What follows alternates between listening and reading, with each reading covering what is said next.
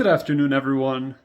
Today I'd like to continue the second part of the series discussing playing the devil's advocate for why fashion brands, high fashion brands, might be worth the price. This is playing the devil's advocate deliberately.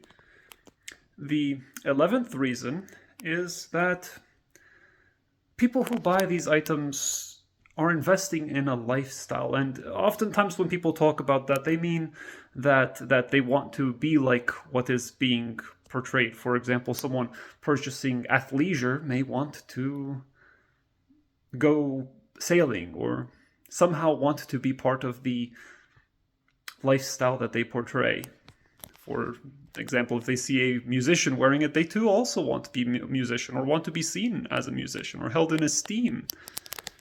But I mean it in this case to be a person. For example, for me, for example, clothing and fashion have been instrumental to my weight loss journey.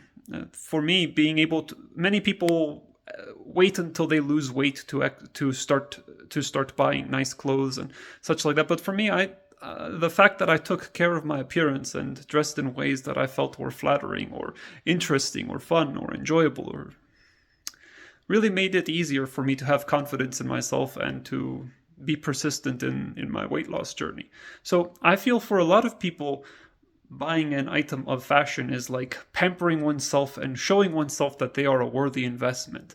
And I think that confidence boost might be important for people in some scenarios, such as with weight loss. They might think to themselves that they are rewarding themselves by buying themselves something that looks good on their body to reward and celebrate their progress and effort. Sometimes preemptively. And with that, the second point, the 12th point, is the 12th reason why high fashion may be worth it is because a lot of people buy these items in order to celebrate some achievement or to reward themselves for something. Maybe a year of hard work, they buy themselves something nice once a year, or they buy themselves birthday presents. I know for myself, I have this thing where after the holidays are done, I specifically treat myself.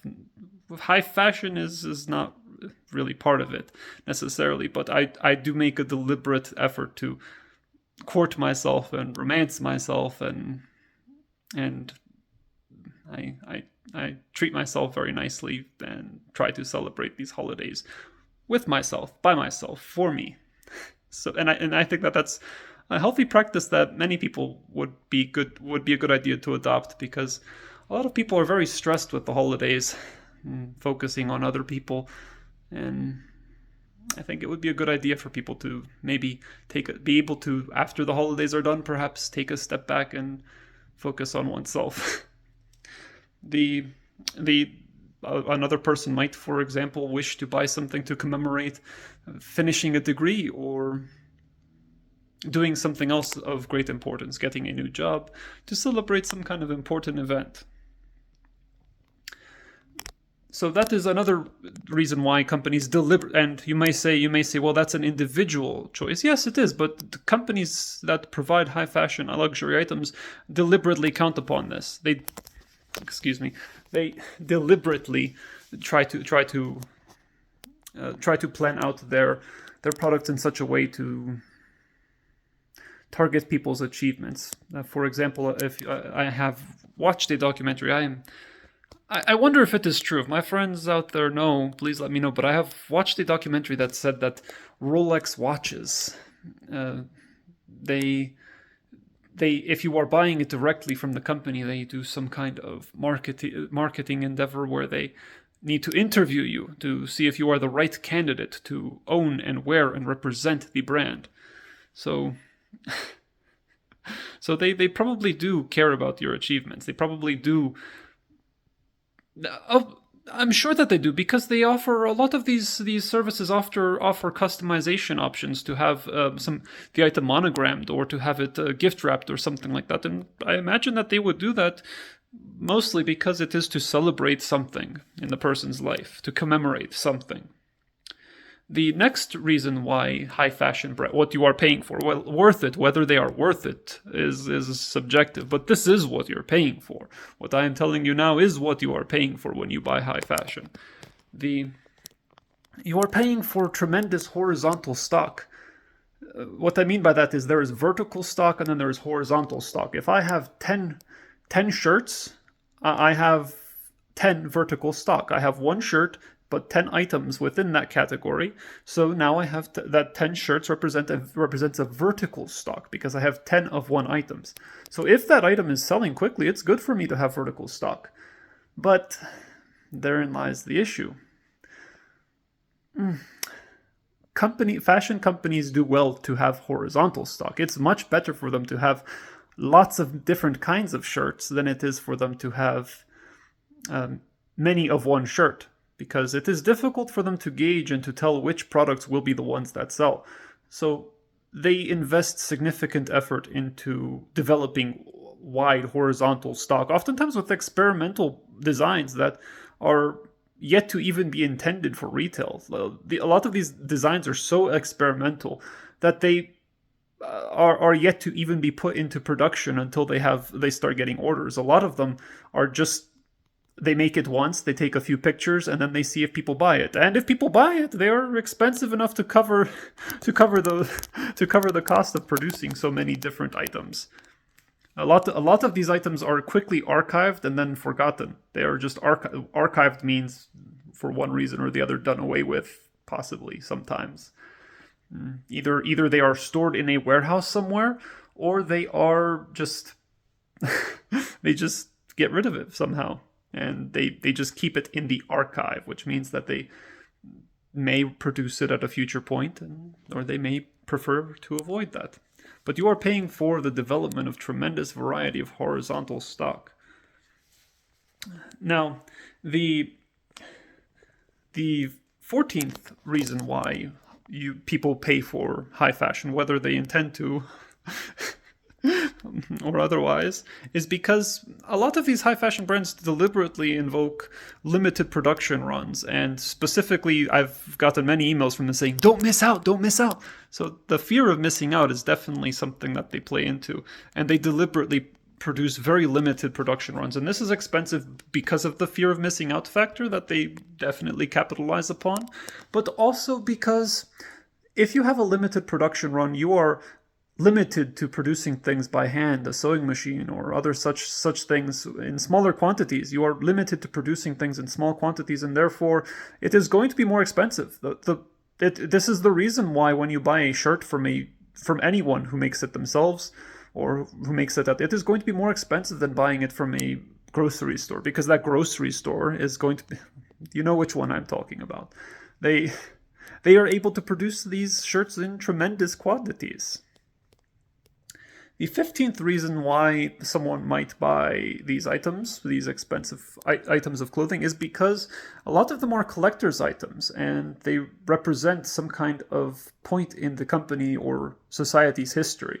It may be the company, maybe it is a popular brand that people enjoy learning and knowing the history about, and it has some value in that way, or it commemorates a particular event in history, a particular event in style, a particular event. For example, there are some shoes out there that are made out of rubber entirely, and some people like those as collector's items because they represent where America is currently in the terms of its fashion. They are considering producing shoes out of injection molding and so forth with rubber. It could be considered a historical point. The 16th reason why people might invest in high fashion is because the designs that are being produced are being, as mentioned before, they're being produced in very small batches, in limited runs, but they are also extremely experimental. And what that means, that really comes with its own set of costs, because if an item is experimental, you are going to deal with more returns. You are going to have more returns. You're going to you have to have the means with which to deal with the effects of those experimental designs on society. And it also means that you will have to scrap a lot of ideas. It means that you will have to figure that, oh, this actually doesn't work. This actually is perhaps better as an idea than it is in real life. So experimental designs require tremendous labor, materials, as well as preempting all kinds of difficulties that an item might have. The next reason why someone might invest in a high fashion item is because they want the originality that this item carries. And what I mean by originality in this case is, I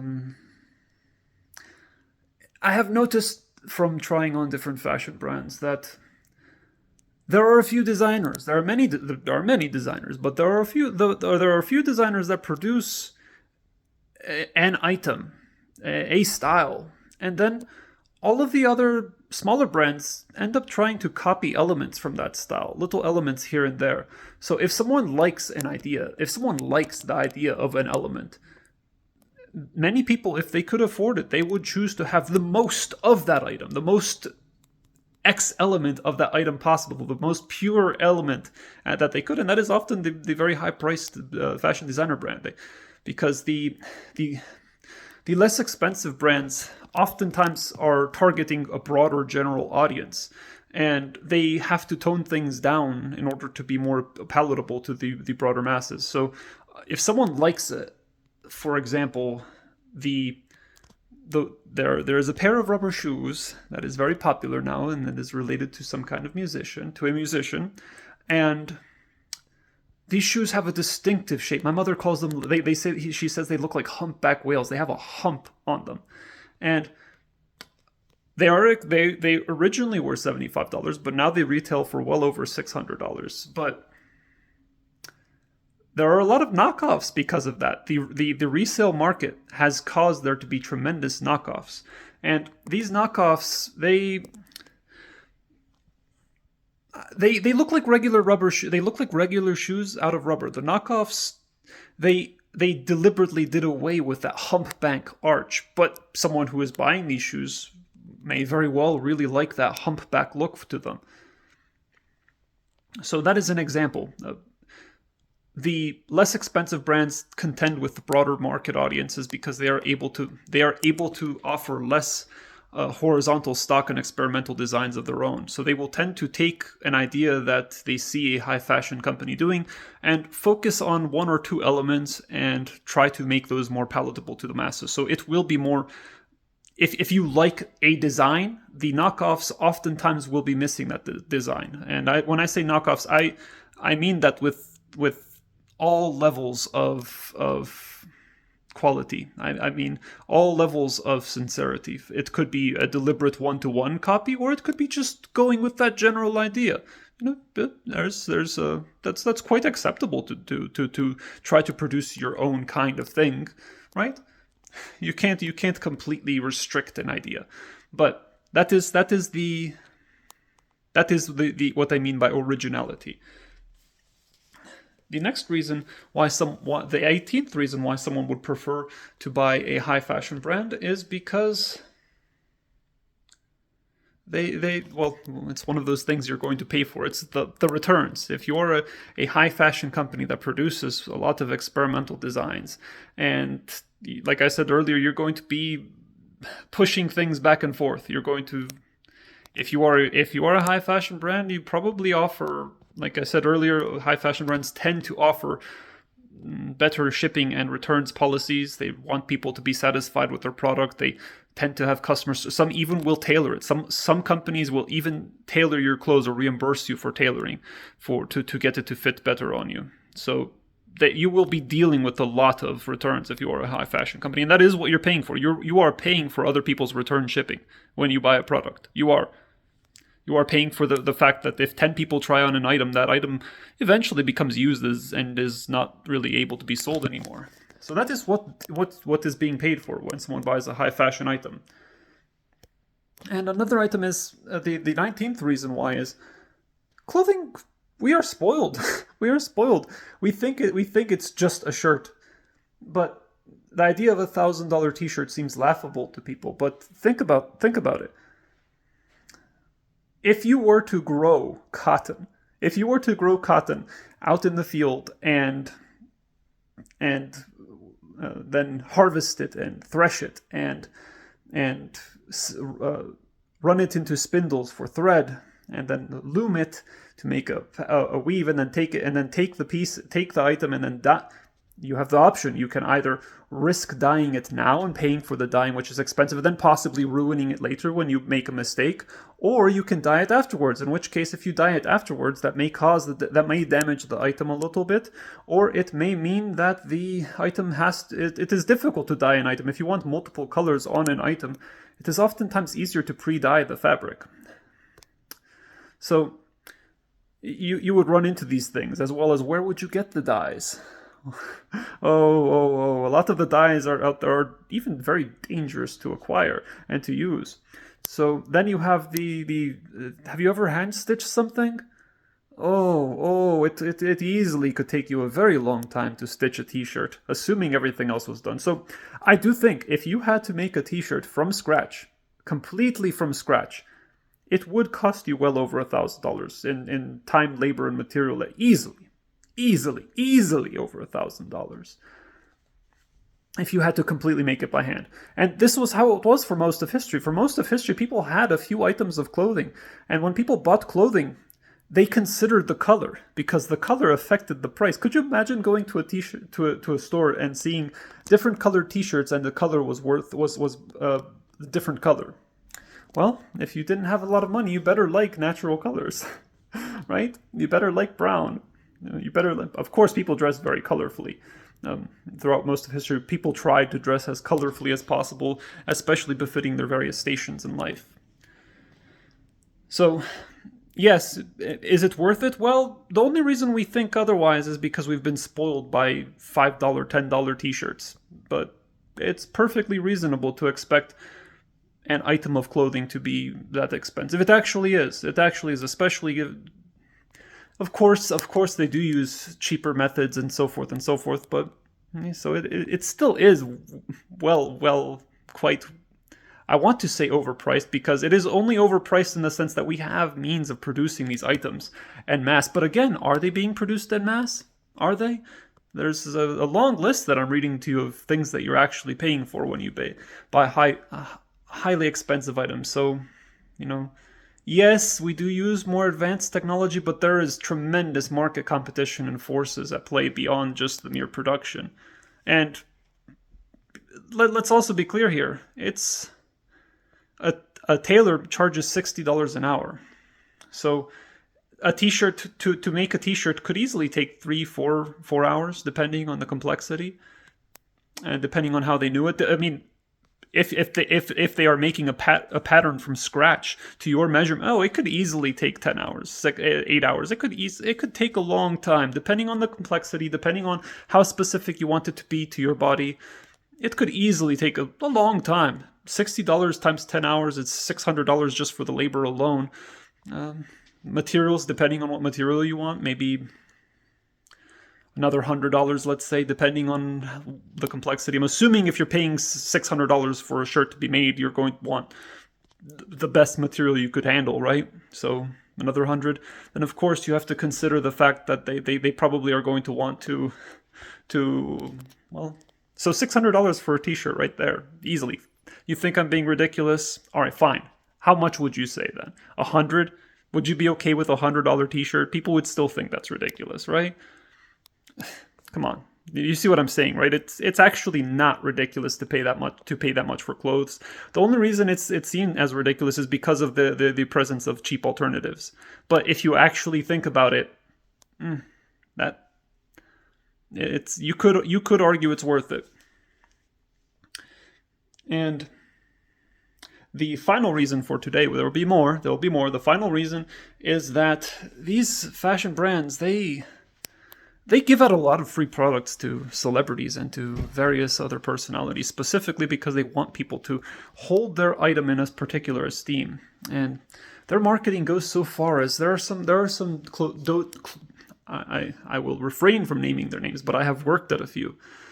There are some companies that accept donations for clothing, and these companies have deals with high fashion brands where they accept clothing as donations. And so they take these clothes for free from people as donations. People come to donate their clothes thinking that it goes to people who are in poverty. And They take these clothes and people think that they resell them for $10, you know, a $100 shirt for $5, things like that. And they like the idea of someone who is less fortunate being able to enjoy something that has outworn its welcome, that has outstayed its welcome in someone's life. But these companies take it and they sell it by weight. If they have X brand jeans and shirts coming in, they just put them into a big Gaylord and they ship it back to whatever company that was, and they are paid for by weight. And these companies specifically pay them for this because they want to not be perceived. They want to avoid being perceived as being related in any way to poor people or to people who shop at thrift stores and so forth. So they give out a lot of free clothing to celebrities that they have to pay. So when you buy a high fashion item, you are paying for that. You are paying for that right there.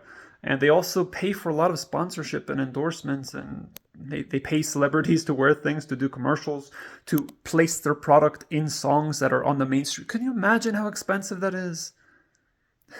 So that's what you're paying for. You are paying for enormous marketing budgets. I would say that's probably one of the biggest expenses. They're enormous marketing budgets. So this is part 2, and there will be more of what exactly makes high fashion worth it, or rather, what you are actually paying for. Thank you so much for watching my video. I'd love to know what you thought about it. Has this been enlightening to you? If you disagree with any of the points I mentioned, I would love to read it. Thank you so much for watching. Have a nice day. Goodbye. I love you all.